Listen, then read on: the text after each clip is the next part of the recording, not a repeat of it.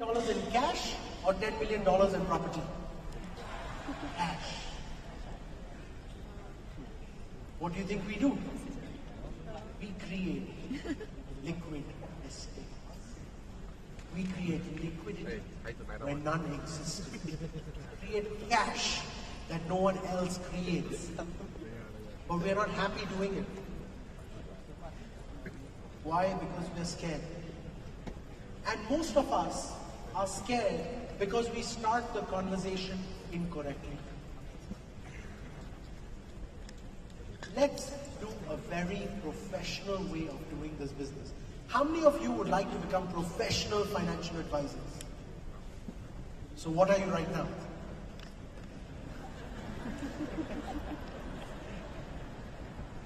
Let's rephrase this question.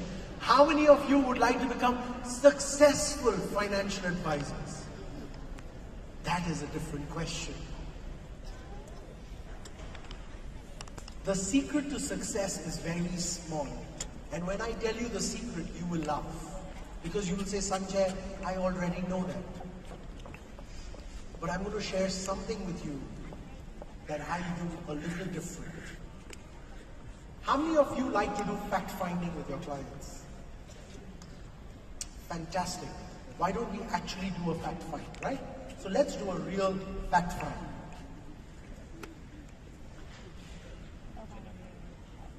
All of us ask the same questions. Now, most of us will ask the questions, what is your name? Some of us will ask age. Very important question. If your income is high or your income is low, can you die? Yes. So why do you care? Your expenses are high or your expenses are low, will you die? Yes. So why do you care? You're married, you're not married, can you fall sick? Probably already sick. Your health is good, your health is bad, will you die? Yes. Your goal is go to the moon, can you satisfy it? No. So why do you ask these questions? Your future plan is to travel to Timbuktu, can you assist with that? No. So why do you ask this question? You have assets, you don't have assets, will you die? Yes. You have liabilities or you don't have liabilities, will you die? Yes. Your age is 20, your age is 40, can you die? Yes. Your name is Jim, Jack, Jill, can you die? Yes. So why do you do fact finding? Guys, we only have 4 products. You die, I pay. You fall sick, I pay. You retire, I pay. Your kids go to college, I pay. That's it. We don't have a 5th product. But SanJ, I need to know what is the hot button. That's why I do fact finding. I need to find out what is wrong with them. You remember when you enter an elevator and a child enters behind you, what does a child usually do?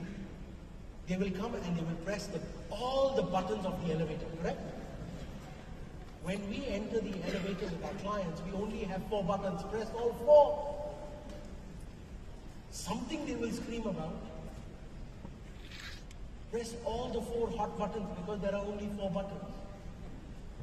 There is no 5th product. But we spend so much time finding out what is wrong with them that we spend hours in a meeting. Some of us have meetings which are lasting for maybe 2 to 3 hours. And we are gossiping more than actually doing fact finding. That's the truth. And we call it, gossip is not fact finding, guys. Let's get that very clear. Most of us are spending time talking about how is the economy. So we enter a meeting, hi, how are you? How's business? How's the economy? When you use the words, how is the economy, there are only 2 things that can happen. The conversation will go, oh, the economy is great. And you tell them you should buy insurance and they say, well, the economy is doing very good. I will make more returns in my business. So not now. If the economy is doing bad, oh Sanjay, the economy is doing very bad. Not now, come back later, I don't have money right now. So why do you ask that question? When you ask the wrong questions, you get the wrong reply. But Sanjay, what should I talk about? And that is something that most of us have gotten wrong. You see, when I joined this business, I was told, Sanjay, do fact-finding so you know what's the hot button. I realized fact-finding is a compliance requirement. It is not a sales requirement. You should do fact-finding for compliance only, not for sales.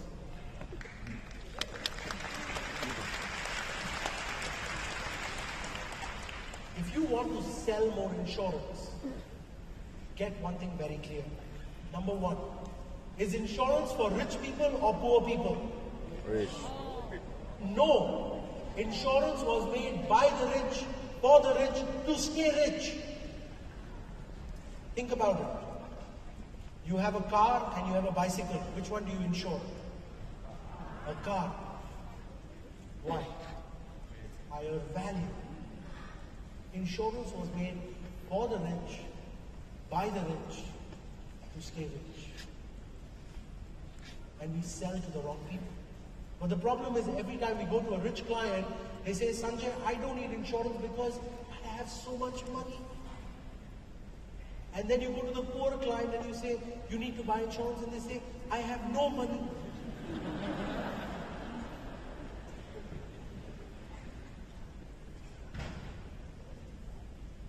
I'll tell you a funny story. I was sitting with a client once. He said, Sanjay, I don't need to do insurance. And I said, why? He said, I'm so rich. I said, but by the way, I call anyone older than me is uncle. It's just an easy way to build a relationship. I said, uncle, if you fall sick, I need to be there to take care of you. He's like, Sanjay, I'm so rich. If I fall sick, I'll just buy the hospital.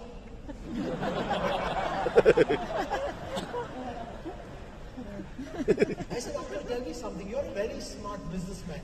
What is cheaper to buy, the hospital or insurance?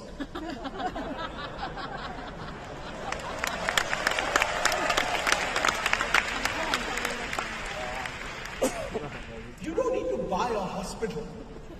Just buy insurance, is cheaper. What if you don't like this hospital, you want to go to another hospital? You'll buy that one also. I was sitting with another client. He's a multi-billionaire. And I was sitting with him and I said, uncle, I think you should buy life insurance. He's like, Sanjay, I'm so rich, I can just buy the insurance company.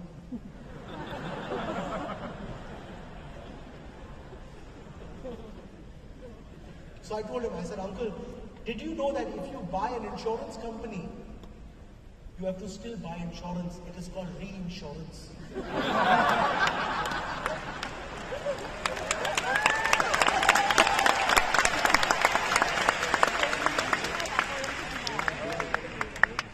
I have met no one who's rich enough to tell me, Sanjay, I don't need insurance. I've met people who are poor enough to tell me, Sanjay, I can't buy insurance. But I've never met someone who's rich enough that believes or doesn't need insurance. Insurance is a very, very, very important asset on everyone's balance sheet. And the day you understand that, the day you build that confidence, you will be able to shape the market.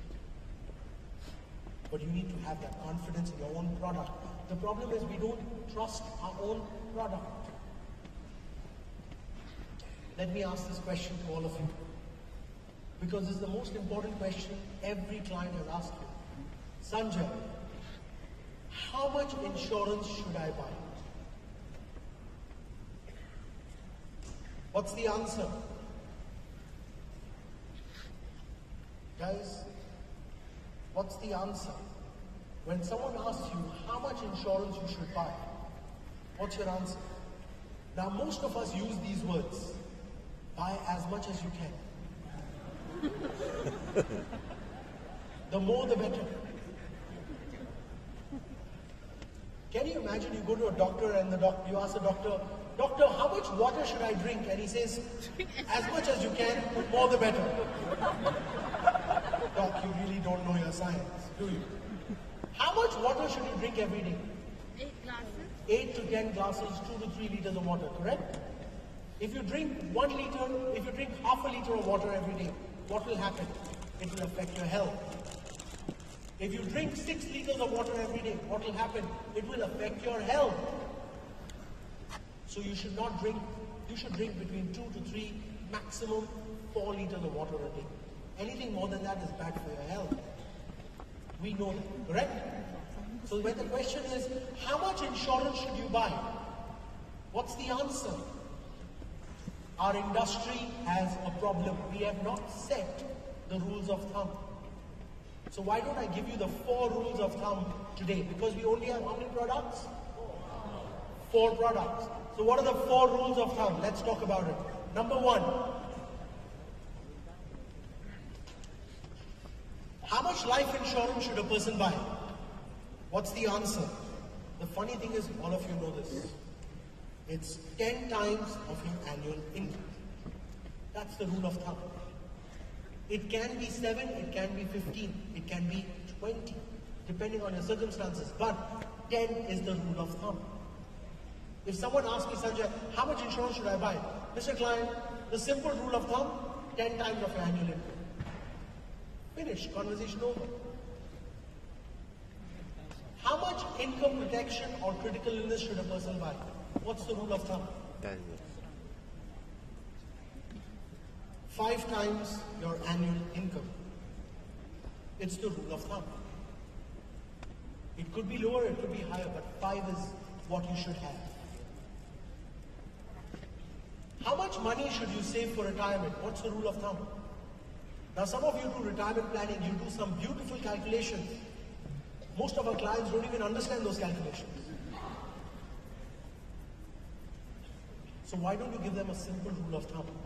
For retirement planning, the rule of thumb is 20% of whatever you earn. Finished. 20% of whatever you earn, you should save for retirement. Period. And our 4th product is, how much money should you save for your kids' education? Correct? What's the rule of thumb for that? 2 to 5% of whatever you earn. These are the 4 rules of thumb. 10 times of your annual income, life insurance. 5 times your annual income for critical illness or income protection. 20% of whatever you earn for your retirement. 2 to 5% of whatever you earn for your kids' education. That's the rule of thumb. Now why is this important? When you have a rule of thumb that is already fixed, your clients don't have to go around doing research. You save them a lot of time. Each one of you will build your credibility when you start using the rule of thumb. But before you show the rule of thumb, before we even reach the rule of thumb, what is step number 1? You see, in the 21st century, one of the most important things that has changed is the fact that we are all very well connected. So when we meet up with our clients, most of our clients already know what is happening in our life, or we already know what's happening in their life, or not. You're connected with all your clients on social media, or it's easy to find out what people are doing. So instead of spending an hour, 2 hours, or 3 hours with your clients, why don't we make this more efficient? How much time does the doctor spend with you when you go to the clinic? 10 to 15 minutes if you're lucky. And how much time does the doctor spend building rapport with you? Building a relationship. What's the first thing the doctor does? You walk in, they will say, how are you? Oh, pain, yeah? Okay, remove your clothes, lie down.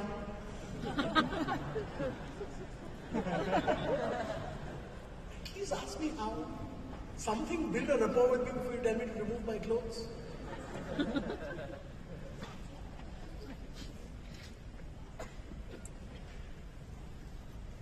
The problem is we trust the doctor, correct? Nobody trusts us. Let's be honest, there's no client sitting in this hall. We're all insurance agents. One of the factors is a lot of our clients don't trust us because we spend so much time. We actually waste a lot of their time.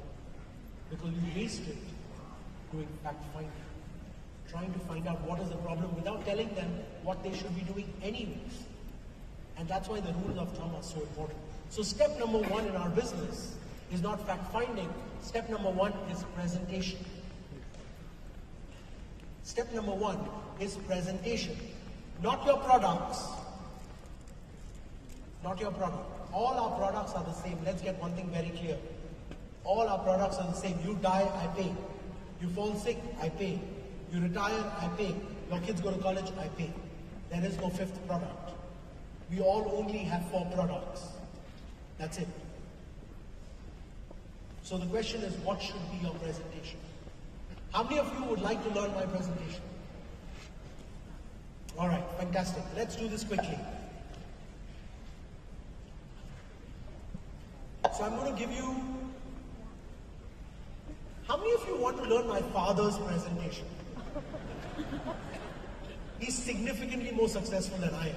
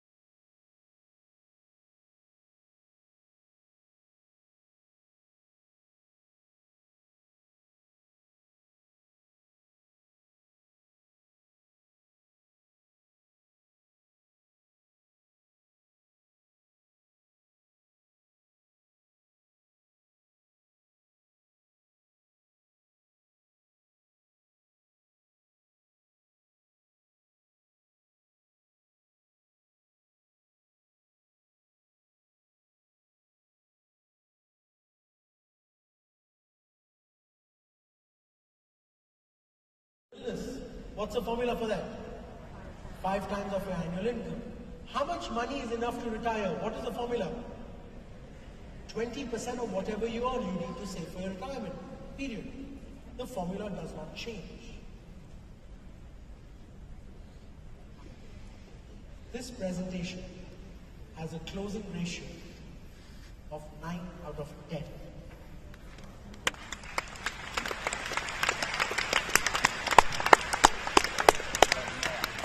You see, when I joined this business, everyone told me, SanJ, MDRT is the best. You should become an MDRT member.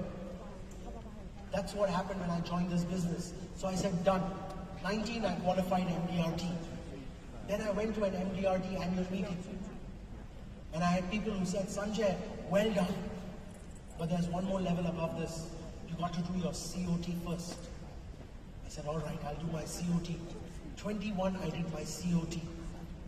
And then I went to a meeting which was only for COT members. And I met a guy there. He said, SanJ, well done, but there's one more level. You've got to do your TOT. So at 23, I did my TOT. Then I went to a TOT meeting. And I thought I was one of the best. And I met a guy, he said, SanJ, well done. But you're not there yet. There's one more level. I said, I thought there's nothing above that. He's like, no, there is. I said, what's that? He said, double TOT. I said, okay. 25, I did double TOT.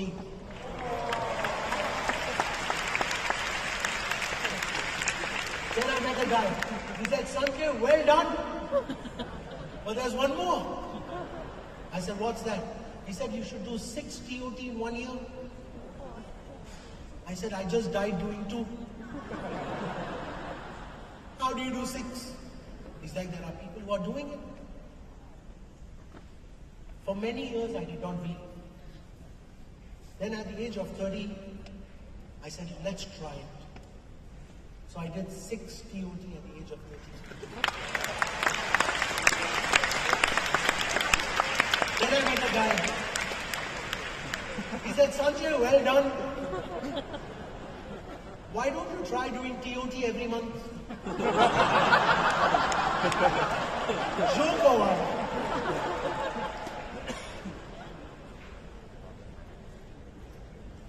I'm not joking. I did not think it was possible. 2016, he said, I will try to do TOT every month. 2016, I did not hit my target. I only did 10. No, don't clap. I didn't hit my target. I didn't hit my target. So 2017, I set the target. I'm going to do TOT every month. 2017, I did 13 TOTs in 1 year.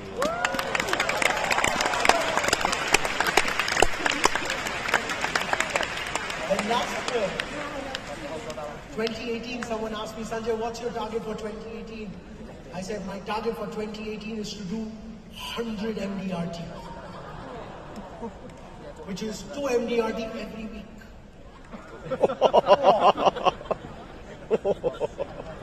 Last year, I did not hit my target. I did 90 MDRT.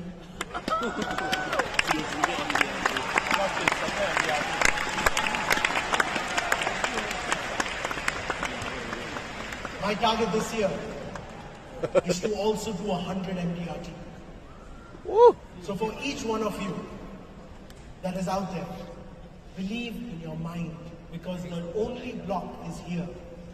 There is no limit to how much you can truly earn in this business if you choose to do it. God bless you. Thank you very much.